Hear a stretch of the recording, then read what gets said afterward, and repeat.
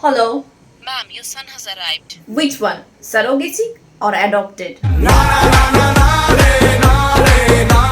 Oh God! ফিলিংসটা কোথায় গেল? আমার নাকের কাছে কিরকম একটা ভাঁজ পড়ে গেছে। বৌমা? সেটা আবার কি? আমার মনে হিস্ট্রিতে পড়েছি না? পড়ি। What rubbish! আমার পরদাদিরা ওইসব খেত। হ্যাঁ, আমার পরদাদিরা না সব পিন্ত্রা, শাইকা এসব থেকে শপিং করে। র্যান্টেনন্স? It sounds familiar to me. Oh, I remember. It was my dadu's favorite shop.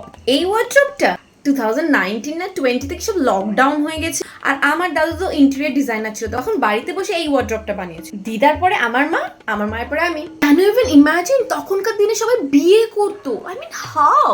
মেয়েরা নিজের বাবা মাকে ছেড়ে অন্যের বাবা মার সাথে থাক, ইরিটেটিং না? আমি তো নিজের বাবা মার সাথে থাকতে পারি না। দিদার মুখে শুনেছি। এই আমার মাল্টি কালার টিটা নিয়ে এসো। তখনকার দিনের মেয়েরা কি সব সালবার স্যুট, শাড়ি এসব পরতো। আমার তো হাঁটুর নিচে আবার কিছু গেলে কুটকুট করে। ভাসুর, শ্বশুর সেগুলো আবার কি? অসুর শুনেছি, ঠাকুরের এনিমি। ভাসুর তো কই। তখনকার দিনে সবাই আবার ভাত বলে কিছু একটা খেত। মাছ আমরা যেরকম বয়েলড ফিশ খাই, ওরা মাছ ভেজে খেত। এত দূর তেলে মাছটা চুবে যেত। আমরা যেরকম ল্যাবে ঘুরে বেড়াই, ওরা সব জামা কাপড় পরে ঘুরে বেড়াতো। ও মাই গড, হাউ! আমার বাবার মুখ থেকে শোনা তখনকার দিনে নাকি রোড রেজ হতো।